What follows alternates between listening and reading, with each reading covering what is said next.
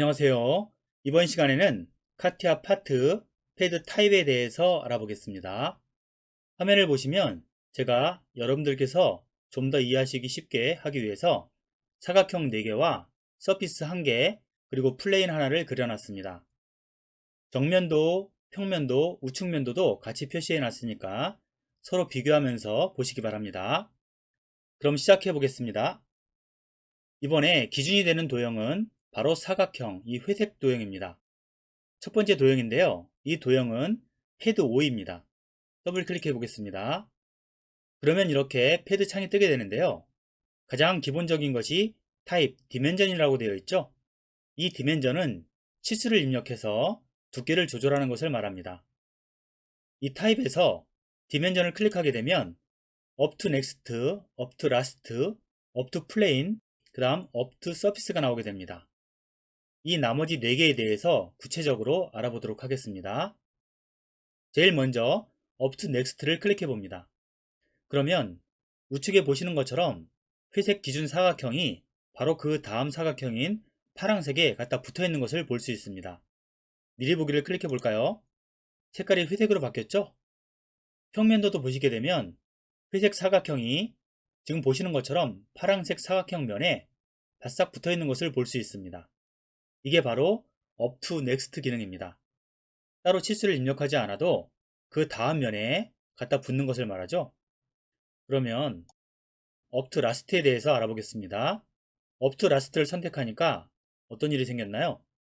평면도를 보겠습니다. 평면도 회색 부분이 제일 끝에 있는 서피스 면에 갖다 붙었습니다. 서피스의 굴곡 그대로 따라갔죠? 이것이 바로 up to last입니다. 현재 있는 여러 가지 도형들의 제일 끝에 있는 부분에 갖다 붙어라 라는 뜻이죠. 오른쪽에 있는 우측면도를 보셔도 마찬가지죠. 갖다 붙고 평면도도 마찬가지입니다. 아이소뷰를 보시게 되면 곡면이 그대로 휘어져 있는 것을 볼 수 있죠. 이렇게 하게 되면 제일 끝에 있는 도형에 갖다 붙게 됩니다. 다음을 해보겠습니다. 다음은 up to plane입니다. 선택해 보겠습니다. up to plane을 했더니 아무 변화가 없네요. 어떻게 된 걸까요? up to plane은 그 해당하는 면을 선택해 줘야 됩니다. 여기서 하나 알아두셔야 될 것은 이 플레인이라는 것이 반드시 이런 플레인만 얘기하는 것이 아니고 평평한 면은 다 해당이 됩니다. 쉽게 말해서 파란색 아니면 녹색 아니면 지금 보시는 것처럼 보라색 같은 면도 다 플레인이 됩니다. 이번에는 정석적으로 플레인을 선택해 보도록 하겠습니다.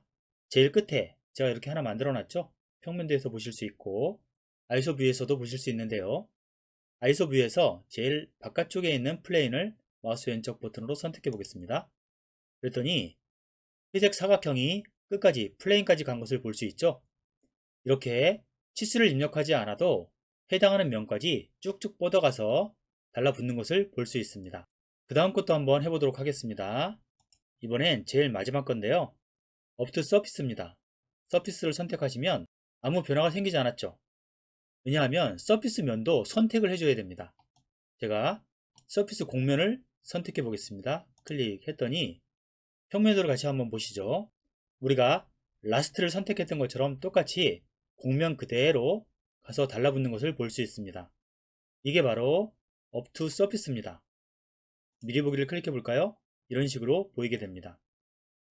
이해가 되시죠? 그다지 어려운 부분이 아니니까요. 여기까지는 여러분들께서도 충분히 이해하셨을 거라고 생각합니다. 이제부터는 이 부분에서 우리가 간과하고 놓치기 쉬운 부분에 대해서 제가 핵심적으로 짚어드리도록 하겠습니다. 타입에서 다시 up to next를 클릭합니다. 그럼 어떻게 될까요? up to next는 미리 보기를 해볼까요? 당연히 파란색으로 가게 돼 있죠? 파란색 사각형에 달라붙기 때문에 회색은 이렇게 짧게 표시가 됩니다.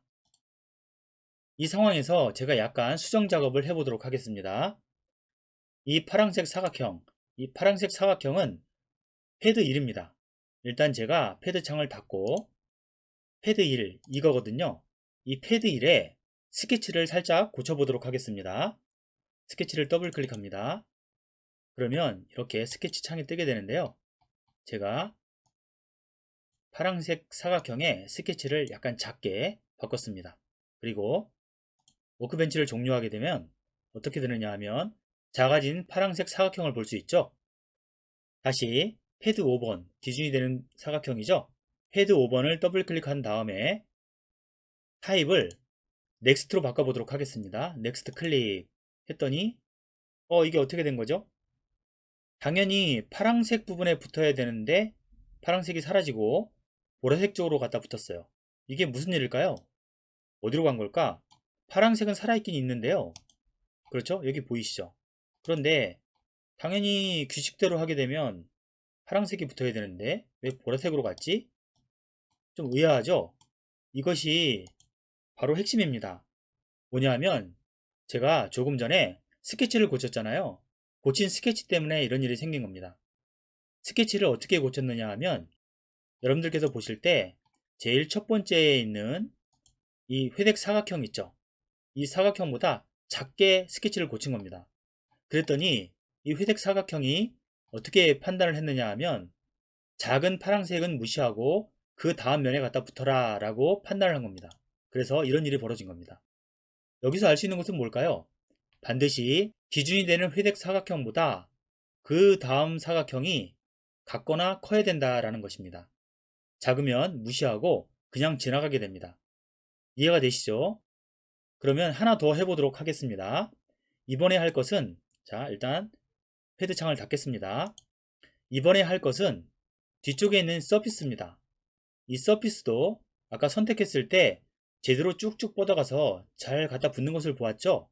그런데 이 서피스도 마찬가지로 만약에 폭을 줄이면 어떤 일이 생길지 한번 해보겠습니다. 서피스는 패드 4입니다. 패드 4를 더블 클릭해 보겠습니다. 그랬더니 창에서 창을 좀 더 줄여보겠습니다. 창에서 보시면 위쪽으로 63, 아래로 20mm 같죠? 여러분들께서 여기서 보셔야 될 게 마이너스 63, 마이너스 20은 큰 의미가 없습니다. 카티아에서 플러스와 마이너스는 방향을 표시해 주는 것이기 때문에 이거 좀 이상해요. 마이너스 20이 뭐예요? 이렇게 묻지 마시고 이건 방향이구나 라고 아시면 되겠습니다. 기준을 중심으로 위아래로 움직인 건데요. 일단 리미트라 그러죠. 자, 최대값을 쭉 낮춰 보겠습니다. 낮춰보고 아래쪽에도 쭉 낮춰서 좁게 만들어 보겠습니다. 그리고 미리 보기를 한번 해볼까요? 많이 좁아졌죠. 이렇게 좁아진 것을 볼 수 있습니다. 어떤 일이 생기는지 한번 해보겠습니다. OK를 클릭하고 그러면 확실하게 좁아진 것이 보이시죠? 이 상태에서 우리가 기준으로 삼고 있는 것이 패드 5번이죠. 패드 5를 더블 클릭합니다. 그러면 패드 5에 해당하는 창이 뜨죠. 여기에서 업트 서피스를 선택하겠습니다. 그리고 아까 알려드린 대로 서피스 면을 제가 마우스 왼쪽 버튼으로 클릭해 보겠습니다. 그랬더니 에러 메시지가 떴죠. 에러라고 떴고요. 위상 연산자 기본 파트의 한계를 다시 설정할 수 없습니다. 스펙 크기를 변경하십시오 라고 되어 있죠. 확인을 클릭합니다. 지금 보시는 것처럼 할 수 없다는 얘기입니다. 자, 이걸 닫겠습니다. 뭐냐 하면 옆에서 볼까요? 우측 면에서 살펴보면 제일 왼쪽에 있는 이 서피스가 오른쪽 끝에 있는 회색 사각형보다 작은 것을 알 수 있죠. 그렇기 때문에 이런 문제가 발생한 겁니다.